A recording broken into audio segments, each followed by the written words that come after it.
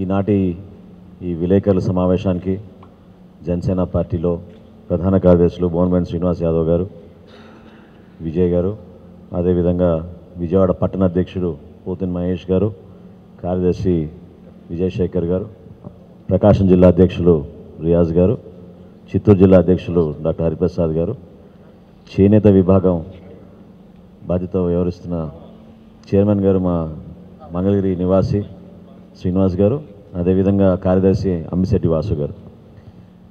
ముఖ్యమైన 2 అంశాల గురించి ఈరోజు ఈ పత్రికా సమావేశం. ప్రధానంగా సిబిఐ దత్తపుత్రుడు మన రాష్ట్ర ముఖ్యమంత్రి ఆగస్టు 2020లో మన రాష్ట్రాన్ని ఎంతో అభివృద్ధి చేసేస్తాం, ప్రజలకి ఏనాడు లేని విధంగా ఒక మంచి అభివృద్ధి కార్యక్రమం తీసుకొచ్చి రాష్ట్ర వ్యాప్తంగా ప్రజలకు ఉపయోగపడేటట్టు ఆంధ్రప్రదేశ్ రాష్ట్ర అభివృద్ధి కార్పొరేషన్ అని ఒకటి స్థాపించారు. AP state development corporation August 2020లో ఇది స్థాపించడం జరిగింది. అంతర్జాతీయ స్థాయిలో పేదరిక నిర్మూలన, మన రాజ్యాంగంలోని పెద్దలు ఆశించినట్టు ప్రతి గ్రామంలోనూ ప్రతి పట్టణంలోనూ ప్రతి పౌరుడికి చక్కటి సేవలు అందించేటట్టు రాజ్యాంగంలో ఉన్న స్ఫూర్తిని నిలబెట్టడానికి కోసం ఈ కార్పొరేషన్ స్థాపిస్తున్నట్టు ఆ రోజు చాలా పెద్ద పెద్ద ఉపన్యాసాలు చేసి 2020లో కేంద్ర ప్రభుత్వం దీన్ని వ్యతిరేకించినప్పుడు చాలా తెలివిగా కేంద్ర ప్రభుత్వాన్ని మభ్యపెట్టడానికి కోసం, తప్పుదోవ తీసుకెళ్ళడానికి కోసం మాజీ supreme court chief justice of India Mishra గారి దగ్గర నుంచి ఒక లీగల్ ఒపీనియన్ తీసుకొచ్చి ఈ కార్పొరేషన్కి చట్టబద్ధత ఉంది, రాష్ట్ర ప్రభుత్వాలు ఈ విధంగా ఈ కార్పొరేషన్లు స్థాపించుకోవచ్చని ఆయన దగ్గర నుంచి ఒక లెటర్ కూడా తీసుకొచ్చి కేంద్ర ప్రభుత్వానికి సబ్మిట్ చేసి బ్యాంకుల ద్వారా మొదటి సంవత్సరంలోనే ఎవరు ఊహించని విధంగా 25,000 కోట్ల రూపాయల రుణాల కోసం వీళ్ళు మోసం చేసే విధంగా ఒక ప్రణాళికబద్ధంగా రుణాలు తీసుకున్నారు మొదటి సంవత్సరంలోనే.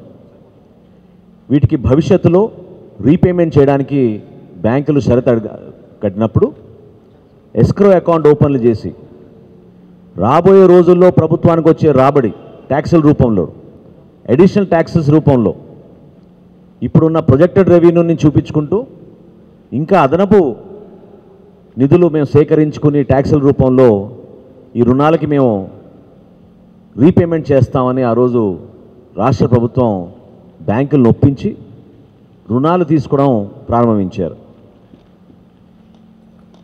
గత సంవత్సరం డిసెంబర్ మాసంలో పార్లమెంట్లో కేంద్ర ప్రభుత్వం తరఫున కేంద్ర మంత్రి గారు మాట్లాడుతూ ఈ ఆంధ్రప్రదేశ్ రాష్ట్ర అభివృద్ధి కార్పొరేషన్ అయితే ఉందో ఇది రాజ్యాంగానికి విరుద్ధం,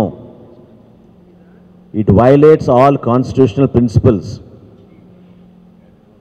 ఇది ఫైనాన్షియల్ డిసిప్లిన్కి పూర్తి స్థాయిలో విరుద్ధంగా వ్యవహరించే కార్పొరేషన్ అని పార్లమెంట్లోనే ఆయన స్టేట్మెంట్ ఇచ్చి బ్యాంకులకి హెచ్చరిక జారీ చేయడం జరిగింది. ఆ హెచ్చరిక జారీ చేసేటప్పటికే సుమారు 23,000 కోట్ల రూపాయలు జగన్మోహన్ రెడ్డి గారి ప్రభుత్వం బ్యాంకుల దగ్గర నుంచి ఆల్రెడీ తెచ్చేసుకుంది.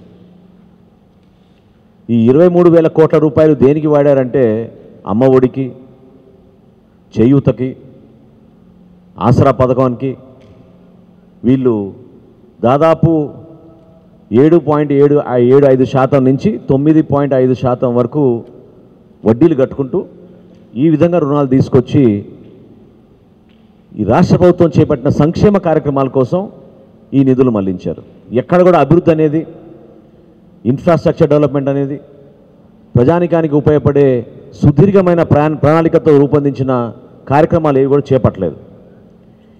ఈ 16,899 కోట్ల రూపాయలు ఈ 3 పథకాలకి వాడారు. వాళ్ళు తీసుకొచ్చిన 23,000 కోట్ల రూపాయలు అప్పు ఏదైతే తెచ్చారో ఆ 23,000 కోట్ల రూపాయల్లోంచి 16,899 కోట్ల రూపాయలు ఈ చేయూత పథకానికి, ఆసరా పథకానికి, అమ్మఒడి కార్యక్రమానికి రాష్ట్ర ప్రభుత్వం ఉపయోగించింది. జనసేన పార్టీ నుంచి మేము డిమాండ్ చేస్తున్నాం ఈ రోజున, ఈ కార్పొరేషన్ యొక్క స్ఫూర్తి ఏంటి? ఆ నియమ నిబంధనల గురించి మీరు గతంలో ప్రస్తావించిన మాటలు ఏంటి? రాజ్యాంగానికి లోబడి ఫైనాన్షియల్ డిసిప్లిన్ పాటిస్తూ మేము బ్యాంకుల దగ్గర నుంచి రుణాలు తీసుకుని మన రాష్ట్ర అభివృద్ధి కోసం, రాష్ట్రంలో ఇన్వెస్ట్మెంట్ ఇన్ఫ్రాస్ట్రక్చర్ ప్రాజెక్ట్స్ కోసం ఉపయోగిస్తామని, సోషల్ ఎకనామిక్ డెవలప్మెంట్ చేస్తామని మీరిచ్చిన హామీలకి విరుద్ధంగా ఈ నిధులన్నీ కూడా మీరు తీసుకొచ్చి సంక్షేమ కార్యక్రమాలకి మీరు డైవర్ట్ చేయడమే కాకుండా రాష్ట్ర ప్రజలకి సుదీర్ఘంగా అన్యాయం చేసే విధంగా మీరు రాబోయే రోజుల్లో వచ్చే రాబడిని కూడా మీరు దీంట్లో చూపించి ఎస్క్రో అకౌంట్లోకి డైవర్ట్ చేసి ఈ ఇంట్రెస్ట్ పేమెంట్లు మేము కడతామని మీరు బ్యాంకులకి హామీ ఇచ్చారు. ఎప్పుడైతే కేంద్ర మంత్రి పార్లమెంట్లో సమాధానం ఇస్తూ దీని గురించి మాట్లాడారో బ్యాంకులు తక్షణమే దీనికి వెనుకడుగేసి 23,000 కోట్ల రూపాయలు ఇచ్చిన దాంతో ఇంకా ఫర్దర్గా ఏమీ ఇవ్వకుండా కొంతమందికి ఆ రోజున సడన్గా తిరిగి వచ్చి ఆలోచించి ఈ ప్రభుత్వాన్ని నమ్మలేమని తెలిసి ఆగడం జరిగింది.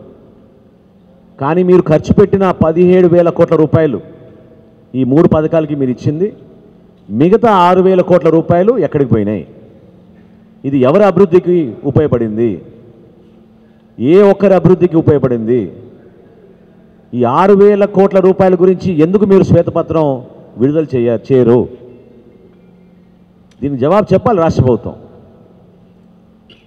ఆంధ్రప్రదేశ్ అభివృద్ధి కోసం ఆంధ్రప్రదేశ్ రాష్ట్ర అభివృద్ధి కార్పొరేషన్ మీరు స్థాపించి చివరికి మీరు చేసింది ఏంటంటే ఆంధ్రప్రదేశ్ అప్పుల అభివృద్ధి కార్పొరేషన్గా దాన్ని మార్చేశారు. రాష్ట్ర అభివృద్ధి కోసం ఆలోచించాల్సిన వ్యక్తి కేవలం అప్పుల కోసమే పరిమితమై ఒక కార్పొరేషన్ని స్థాపించడం జరిగింది. అప్పుల కార్పొరేషన్గా మార్చేశారు. స్థానికంగా ప్రజలు పడుతున్న ఇబ్బందులు, ప్రతిరోజు వాళ్ళు ఎదురు చూస్తున్న కనీస వసతులు, సౌకర్యాలు, వాటి గురించి అసలు పట్టించుకోలేదు. ఎక్కడ కూడా రోడ్లు వేయలేదు. త్రాగునీటి కోసం గ్రామాల్లో ఎదురు చూస్తున్న రైతాంగాని కోసం సహాయం అందించడానికి పోయి ఈ ప్రభుత్వం ఎక్కడ కూడా సరైన రీతిలో ఈ నిధులు ఉపయోగించలేదు.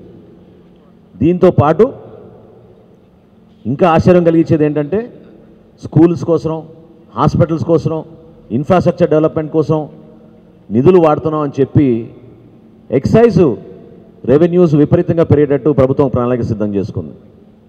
4 నెలల్లోనే మీరు చూశారు 41,000 కోట్ల రూపాయల అప్పులు తీసుకొచ్చారు. 4 నెలల్లో మన రాష్ట్రం 41,000 కోట్ల రూపాయల అప్పులు తీసుకొచ్చారు. గతంలో పోలిస్తే ఈ ముఖ్యమంత్రి గారు ఈరోజు మద్యం అమ్మకాల ద్వారా మన రాష్ట్రంలో 25,000 కోట్ల రూపాయలు ప్రతి సంవత్సరం మద్యం అమ్మకాల ద్వారా రాష్ట్ర ప్రభుత్వానికి నిధులు వస్తున్నాయి. మరి ఎక్కడ పోతున్నాయి ఈ నిధులు? ఎవరి కోసం ఉపయోగిస్తున్నారు? ఏ ప్రాంతాల్లో మీరు అభివృద్ధి చేశారు? ఎక్కడైనా సరైన రీతిలో జిల్లా హెడ్ క్వార్టర్ నుంచి మండల హెడ్ క్వార్టర్ పోయే రహదారి అయినా మీరు బాగు చేశారా? ప్రతి ఒక్కరూ ఎదురు చూస్తున్న పెట్టుబడులు, ఉపాధి అవకాశాలు, కనీసం జాతీయ ఉపాధి హామీ పథకం ద్వారా కొన్ని గ్రామాల్లో కొన్ని ప్రాజెక్టుల్లో మనం పనిచేసుకుందామని ఎదురు చూస్తున్న రైతాంగానికి మీరు ఎక్కడైనా ఉపయోగపడ్డారా? ప్రతి సంక్షేమ కార్యక్రమంలో కూడా ఈరోజు కూడా మనం చూసాం. ఇందాకనే నాకు ఒక కాంట్రాక్ట్ ఎంప్లాయీ పాపం మెసేజ్ పెట్టారు. కాంట్రాక్ట్ ఎంప్లాయీగా పనిచేస్తున్న వ్యక్తుల కుటుంబాల్లో పెన్షన్ ఇస్తున్నా కూడా వాళ్ళ తల్లిదండ్రులకో దురదృష్టమైన పరిస్థితుల్లో దివ్యాంగులు ఉన్నా కూడా పెన్షన్లు ఆపేస్తున్నారు ఈ ప్రభుత్వం.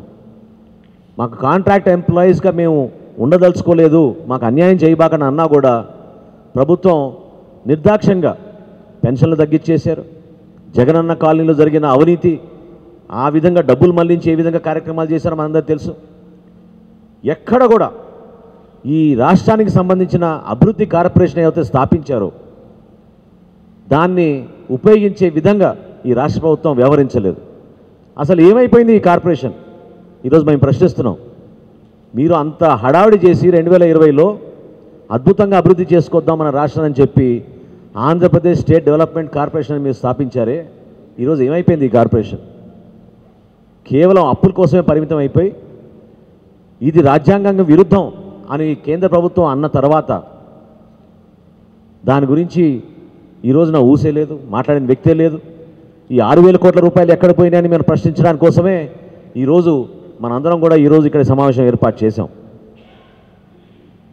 వ్యవసాయం, ప్రజల సంక్షేమం, మహిళా అభివృద్ధి, పిల్లలకి అద్భుతంగా మేము చదువులు చెప్తాం, ఎన్నడూ లేని విధంగా సూపర్ స్పెషాలిటీ హాస్పిటల్స్ ఏర్పాటు చేస్తాం అని చెప్పిన వ్యక్తులు ఈ రోజున కొత్తగా 840 బార్ లైసెన్సులు, కొత్త షాపులు పర్మిషన్ ఇచ్చి తెచ్చిన 41 కోట్ల రూపాయలు అప్పులే కాకుండా అదనంగా ఇంకో 40,000 కోట్ల రూపాయలు అప్పులు సేకరించడానికి కోసం వీళ్ళు వేసిన ప్రణాళిక ఇది.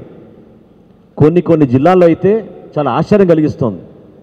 గత సంవత్సరానికి ఈ సంవత్సరానికి మనం మద్యం అమ్మకాలు పోల్చుకుంటే 70%, 40% పెరిగిపోయినాయి.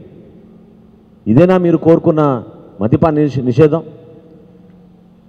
మర్చిపోయారా మీరు? బైబిల్ అన్నారు, భగవద్గీత అన్నారు, ఖురాన్ అన్నారు.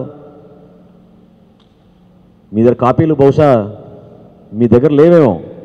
మన రాష్ట్ర ప్రజలు పంపించాలి తనకి ఒక కాపీ, ముఖ్యమంత్రి గారికి ఒక కాపీ బైబిల్, ఒక కాపీ భగవద్గీత, ఒక కాపీ ఖురాన్ పంపించి దయచేసి ఒకసారి చదువుకుని మీరు గతంలో చేసిన ఉపన్యాసాల్లో ప్రమాణం స్ఫూర్తిగా మీరు చేసిన కొన్ని ఉపన్యాసాలు, రాష్ట్ర ప్రజలు ఇంకొకసారి నేను ఓటు అడగనని చెప్పిన మాటలు ఏమైపోయినాయి ఈ రోజున? అసలు ముఖ్యమంత్రి గారు ఎందుకు వీటిపైన స్పందించరు? ఆనాడు మీ క్యాబినెట్లో లేని మంత్రులు ఈరోజు మంత్రులుగా ఇవ్వగానే వాళ్ళు మాట్లాడిన సందర్భం ఏమిటి?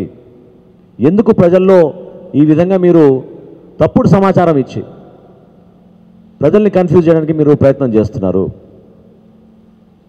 జనసేన పార్టీ నుంచి మేము ఖచ్చితంగా డిమాండ్ చేస్తున్నాం, ఈ ఆంధ్రప్రదేశ్ స్టేట్ డెవలప్మెంట్ కార్పొరేషన్ ద్వారా మీరు తెచ్చిన రుణాలు ఈ 23,000 కోట్ల రూపాయలు, అందులో వచ్చిన లెక్కలు కేవలం 16,899 కోట్ల రూపాయలే ఈ రోజున మనకు లెక్కలు వచ్చినాయి. మిగతా 6,000 కోట్ల రూపాయలు మీరు తెచ్చిన అప్పుని ఎక్కడ ఖర్చు పెట్టారు, ఎవరి కోసం ఖర్చు పెట్టారు, దీని గురించి శ్వేతపత్రం జగన్మోహన్ రెడ్డి గారి ప్రభుత్వం ఖచ్చితంగా రాష్ట్ర ప్రజలకు తెలిసే విధంగా రిలీజ్ చేయాలని మేము డిమాండ్ చేస్తున్నాం.